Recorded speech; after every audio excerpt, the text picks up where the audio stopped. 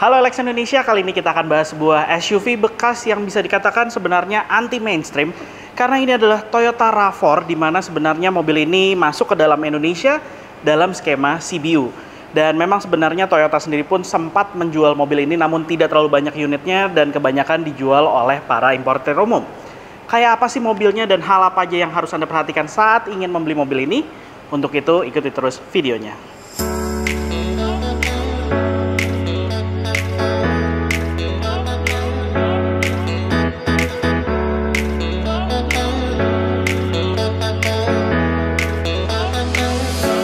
Ini adalah Toyota RAV4 generasi ketiga berkode XA30 yang lahir sejak tahun 2005 hingga tahun 2012. Penampilannya berubah total dibandingkan dengan dua generasi sebelumnya, yang bisa dikatakan sebenarnya penampilannya jauh lebih terlihat maskulin, lebih terlihat ganteng lah penampilannya. Anda bisa lihat tampilan bagian depannya, dia punya lampu yang sudah dilengkapi dengan proyektor, serta lengkap dengan bohlam xenon high day sebagai standarnya, dan juga dia sudah self-leveling.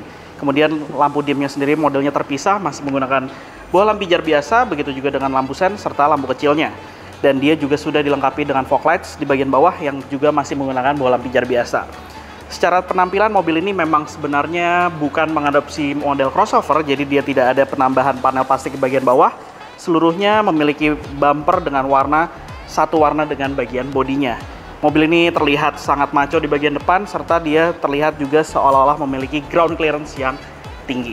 Cocok untuk digunakan ke berbagai kontur jalanan di ibu kota. Untuk mesinnya sendiri, Toyota RAV4 di berbagai belahan dunia sebenarnya punya banyak banget pilihan. Tapi yang paling umum adalah mesin berkode 2ZFE berkapasitas 2400 cc, 4 silinder berteknologi VVT-i. Mesin ini sama persis seperti yang digunakan oleh Toyota Alphard dan juga Toyota Camry. Dia mampu menghasilkan tenaga 170 dk dengan torsi 220 Nm. Dan tenaganya itu disalurkan ke roda depan melalui transmisi otomatis Tiptronic, jadi dia ada mode manualnya. Dan memang Toyota RAV4 sendiri sebenarnya juga ada versi all-wheel drive-nya. Tapi mungkin yang masuk ke Indonesia semenjak generasi ketiga ini lebih banyak versi front-wheel drive-nya. Kemudian untuk sistem pengeremannya sendiri dia sudah dilengkapi dengan ABS serta EBD sebagai standarnya. Dan Anda bisa lihat sini, untuk penampilan ruang mesinnya terlihat sangat rapi sekali, berbagai cover plastik juga melindungi beberapa bagian, serta di bagian sini juga terlihat ECU-nya yang memang terpampang jelas di bagian luar, bukan berada di dalam kabin. Kemudian dia sudah dilengkapi dengan peredam, namun memang belum ada hidrolik untuk menahan kap mesinnya. Secara dimensi sebenarnya mobil ini memang mirip sekali dengan Suzuki Grand Vitara, jadi terlihat kompak di sini, tidak terlalu besar, cocok untuk digunakan sehari-hari. Dan dia memang hanya berkonfigurasi 5-seater. Kemudian dia dilengkapi dengan penampilan yang sebenarnya terbilang sederhana, tidak terlalu banyak aksesoris, tidak ada list body, tidak ada over fender atau apapun, benar-benar polos. Dan sebenarnya dia sebagai standar sudah menggunakan ring 17 inci, namun yang di samping kami ini bukan velg standarnya. Dan velg standarnya ini menggunakan ban 225/65 ring 17. Kemudian dia dilengkapi dengan disc brake pada bagian depan, serta di bagian belakang. Selain itu, mobil ini juga tidak dilengkapi dengan roof rail, jadi memang terlihat sangat polos sekali di bagian sampingnya. Tidak ada sentuhan chrome sama sekali, benar-benar hitam polos seperti ini apabila mobilnya berwarna hitam. Dan dia juga sudah dilengkapi dengan sistem keyless entry, yang mana kuncinya ini mirip sekali dengan Toyota Yaris, Toyota Alphard generasi kedua, itu mirip banget modelnya seperti ini. Jadi untuk membuka dan menguncinya hanya dengan menekan tombol yang berada di samping ini. Kemudian untuk sistem spionnya sendiri juga sudah dilengkapi dengan sistem pelipatan secara elektrik, namun dia tidak mengikut dengan pada saat pintu dibuka atau dikunci. Dan belum ada lampu sen di bagian spion, melainkan masih dilengkapi di bagian fendernya. Dan kita berada di bagian belakang dari Toyota RAV4 generasi ketiga ini. Secara penampilan, di mana mobil ini sendiri pun sebenarnya terlihat masih modern walaupun dia lahir dari tahun 2005 hingga tahun 2012. Itu dikarenakan adalah penggunaan lampu belakang yang sudah berteknologi LED, kemudian juga memang umum sekali untuk lampu sen dan juga lampu mundurnya masih menggunakan bohlam pijar biasa. Kemudian di bagian bawah sudah dilengkapi dengan reflektor seperti ini, dan ada beberapa versi yang sudah dilengkapi dengan fog lamp yang diletakkan pada bagian reflektor ini. Kemudian penampilannya sendiri, mobil ini terlihat sangat unik sekali dengan spoiler di bagian atas yang terintegrasi seperti ini. Ukurannya tidak terlalu besar, cukup manis sekali, dan sudah dilengkapi dengan lampu rem ketiga dengan lampu LED seperti ini. Kemudian sudah dilengkapi dengan defogger pada kaca belakang serta wiper kaca belakang standar dari generasi ke generasi. Tapi sangat disayangkan adalah kaca belakangnya ini tidak bisa menjadi akses lagi untuk ke dalam bagasi seperti generasi sebelumnya. Kemudian sebagai standar, ini adalah ciri khas dari RAV4 sendiri, yaitu ban serep yang selalu berada di bagian belakang bagasi seperti ini, yang memang tujuannya untuk mempermudah Anda apabila ingin mengganti ban serep, tidak perlu melewati kolong ataupun dari dalam kabin. Selain itu, mobil ini sendiri pun juga sudah dilengkapi dengan keyless entry pada bagian pintu bagasinya. Jadi kuncinya ini sama persis seperti di bagian kanan ataupun di bagian passenger kiri. Anda hanya untuk melakukan penguncian juga bisa menggunakan tombol seperti ini tanpa memencet tombolnya, kantongi saja. Kemudian juga apabila ingin membuka hanya meletakkannya seperti ini. Umum seperti Toyota Yaris di generasi awal juga di tanah air. Oke, sekarang kita lihat ke bagian bagasinya.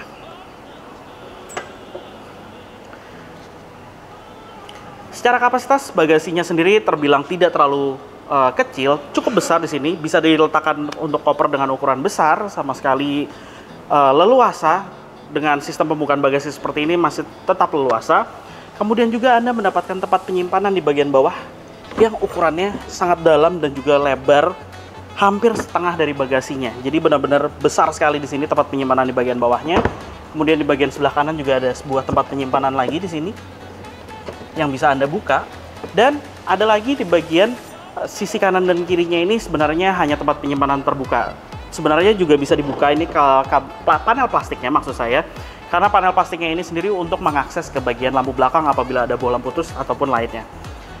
Selain itu, bagasinya ini bisa ditambah kapasitasnya lagi apabila melipat jok baris kedua. Yang mana mobil ini sebenarnya dilengkapi dengan easy access di bagian belakang. Jadi ada tuasnya di bagian sisi kanan maupun kiri untuk pelipatan dari jok baris keduanya. Tapi sayangnya mobil ini tidak bisa dilipat joknya melalui easy access ini karena sepertinya ada masalah. Jadi pelipatannya bisa dari bagian depan.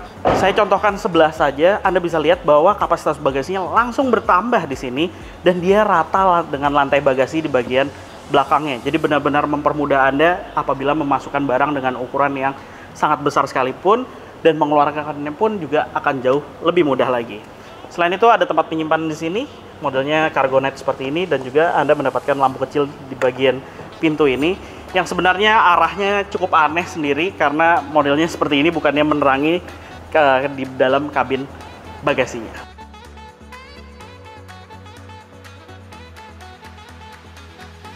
Nah, sekarang saya berada di bagian interior dari Toyota RAV4 ini, dan desainnya bisa dikatakan serba membulat di sini, terlihat sangat lucu. Di sisi sebelah kiri seperti bertangga. Kemudian untuk kualitas materialnya ini serba plastik masih sayangnya, jadi bukan kualitas yang terbilang premium. Begitu juga di bagian door trimnya, tapi untuk di bagian tengahnya sudah berlapis kulit yang sama persis dengan bagian joknya. Tapi untuk catatan, sebenarnya ini kulitnya juga bukan kulit aslinya, sudah diganti oleh pemilik sebelumnya, dan setahu saya masih menggunakan jok berbahan kain biasa. Kemudian lanjut lagi di bagian tengahnya sendiri, di sini ada dua tombol. Di sebelah kanan sebenarnya adalah tombol hazard, bentuknya unik sekali kayak gini.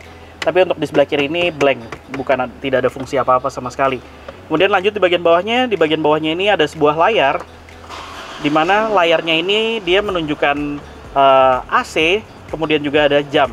Untuk AC-nya sendiri sebenarnya dia sudah dual climate control, jadi sisi kiri maupun sisi kanan ini bisa diatur secara terpisah temperaturnya. Jadi di kiri ini ada pengaturan temperaturnya terpisah, yang begitu juga di sebelah kanan.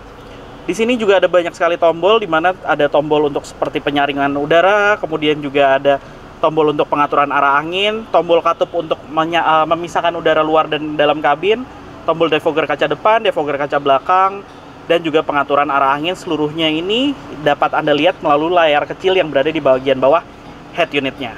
Dan fitur AC-nya ini sebagai standarnya sudah dilengkapi dengan ionizer. Jadi di sini ada tombolnya tapi terpisah di bagian bawah. Oh iya, saya perlu jelaskan juga dia sudah dilengkapi dengan engine start stop button, karena mobil ini sendiri pun juga sudah dilengkapi seperti saya bilang tadi, keyless entry. Oke, lanjut lagi ke bagian bawah ini ada dua buah cup holder, sebuah penyimpanan terbuka yang cukup dalam. Kemudian untuk pengaturan kaca spion di sini tombolnya, begitu juga untuk pelipatannya ada di sini. Tempat penyimpanan terbuka lagi. Kemudian di bagian sini juga ada tempat penyimpanan tertutup di bawah konsol, yang bisa berfungsi sebagai handrest, di mana dia juga ada dua step untuk tempat penyimpanannya, dipisahkan oleh panel seperti ini. Sedangkan di sebelah kiri ada tempat penyimpanan lagi yang uniknya dia untuk sistem buka tutupnya hanya dengan menekan tombolnya seperti ini. Dan di bagian bawah ada lagi laci dengan ukuran standar normal di sini, serta dia dilengkapi dengan door pocket yang bisa diletakkan botol minuman. Jadi banyak sekali tempat penyimpanannya. Lanjut lagi, oke, saya perlihatkan untuk instrumen clusternya sendiri. Di sini sebenarnya terbilang sangat sederhana sekali. Penampilannya bisa dikatakan mirip-mirip seperti Toyota Rush, tapi dia terlihat lebih berwarna di sini. Di sisi sebelah kiri ada penunjuk untuk putaran mesin, kemudian penunjuk speedometer. Di bagian bawahnya ada penunjuk layar, maksud saya, dengan penunjuk udara, temperatur udara luar, odometer, trip meter, dan juga penunjuk tuas transmisi di mana posisinya, sampai mode manual pun juga akan diinformasikan di sini. Dan memang dia belum dilengkapi dengan MID, jadi hanya ada trip meter saja. Kemudian di sebelah kanan ada penunjuk analog untuk temperatur mesin dan juga penunjuk untuk tangki bahan bakar. Oke, lanjut untuk di balik lingkar kemudinya, di belakangnya di sisi sebelah kanan ada tuas untuk menyalakan lampu utama yang sudah dilengkapi dengan fitur auto. Dan di sini juga untuk menyalakan fog lights-nya menjadi satu dalam satu tuas, sedangkan di sisi sebelah kiri untuk menyalakan wiper lap depan dilengkapi dengan fitur intermittent, serta ada interval waktunya yang bisa Anda atur. Begitu juga untuk menyalakan wiper kaca belakang yang juga dilengkapi dengan speed, ada low dan high. Unik juga, bukan intermittent di sini ditulisnya. Kemudian untuk cruise control dia sudah dilengkapi di sini di samping lingkar kemudi, tapi memang belum ada kontrol untuk pengaturan audio pada lingkar kemudinya. Dan uniknya di sini lingkar kemudinya juga sudah berlapis dengan kulit. Lingkar kemudinya sendiri pun juga bisa di tilt steering seperti ini serta teleskopik. Jadi pengaturannya cukup banyak untuk membuat Anda nyaman duduk di mobil ini, karena untuk di jok driver sendiri pun juga bisa diatur ketinggiannya, kemudian juga slidernya, serta sudut kemiringan sandaran itu seluruhnya bisa diatur, dan juga headrestnya.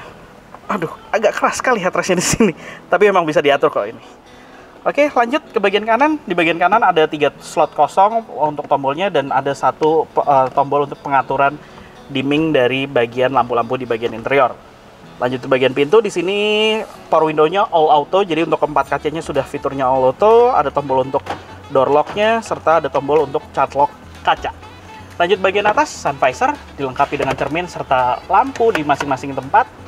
Ada reading light pada masing-masing tempat penyimpanan kacamata. Kemudian untuk spion kaca belakangnya memang masih konvensional biasa, belum ada auto dimming, serta dia sudah dilengkapi dengan sunroof sebagai standarnya. Duduk di jok bagian baris kedua ini terasa jauh lebih tinggi dibandingkan dengan duduk di jok baris pertama. Dan ini pun juga membuat Anda pandangannya menjadi luas ke bagian depan, serta ke bagian samping pun juga menjadi lebih nyaman. Kemudian duduk di bagian belakang memang sebenarnya ada sedikit kekurangan, yaitu jok di bagian bawahnya yang tidak menyangga paha secara sempurna. Tapi yang menyenangkan dari mobil ini adalah pada saat Anda melakukan reclining seperti ini, jok bagian bawahnya ini ikut bersandar ke bagian belakang sehingga membuat rasa duduknya ini jauh lebih nyaman di bagian belakang. Apalagi kaki Anda bisa diselipkan ke bagian bawah jok depan sehingga terasa selonjor dan juga ini nyaman untuk perjalanan jauh. Tapi menurut saya untuk perjalanan jarak dekat dengan posisi duduk normal seperti ini akan membuat Anda tidak nyaman karena tidak menopang paha secara sempurna. Kemudian apabila Anda ingin menambah kapasitas bagasi, ini jok bagian tengahnya ini bisa dimajukan seperti ini hingga ke mepet ke depan seperti ini untuk menambah kapasitas bagasi dengan jauh lebih luas lagi.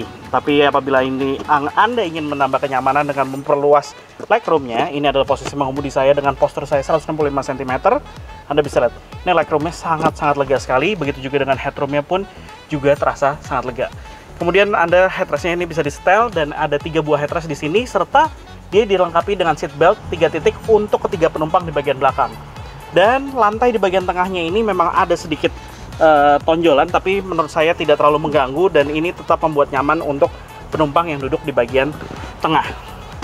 Selain itu di bagian tengahnya ini Anda bisa menjadikannya armrest seperti ini, dan ini armrestnya memang langsung bisa direct akses ke bagian bagasinya, dimana di bagian armrestnya ini sendiri pun dia dilengkapi dengan 2 buah cup holder.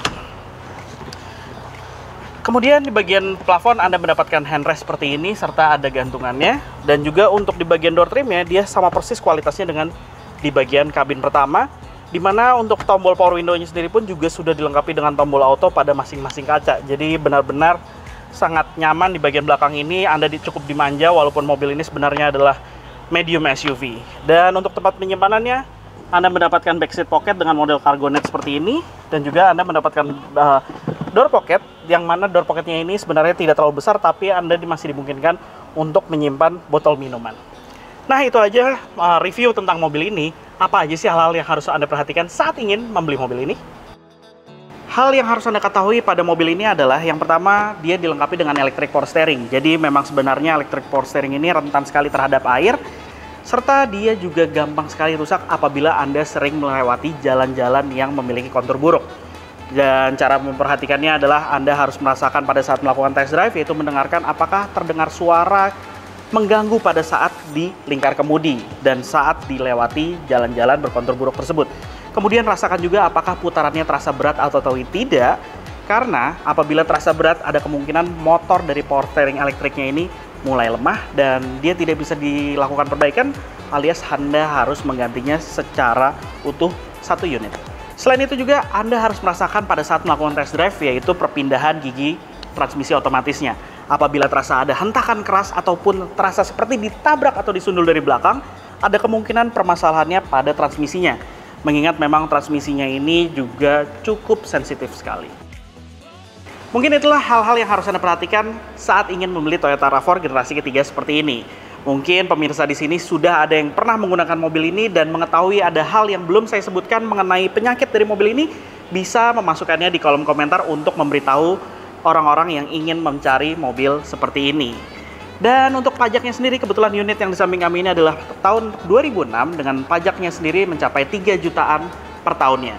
Sedangkan untuk harga jualnya sendiri, kebetulan unit yang di samping kami ini juga dijual dengan harga 150 juta yang bisa dinegosiasikan. Kemudian apabila Anda ingin mencari mobil bekas lainnya, Anda juga bisa mengunjungi website kami di www.olx.co.id untuk mencari mobil bekas impian Anda. Serta apabila Anda ingin menjual mobil Anda dengan cara yang lebih mudah serta cepat, Anda bisa juga menggunakan jasa beli mobil gue.co.id yang kini juga menjadi keluarga dari OLX Indonesia. Jadi begitulah hasil video review kali ini, tunggu video kami selanjutnya.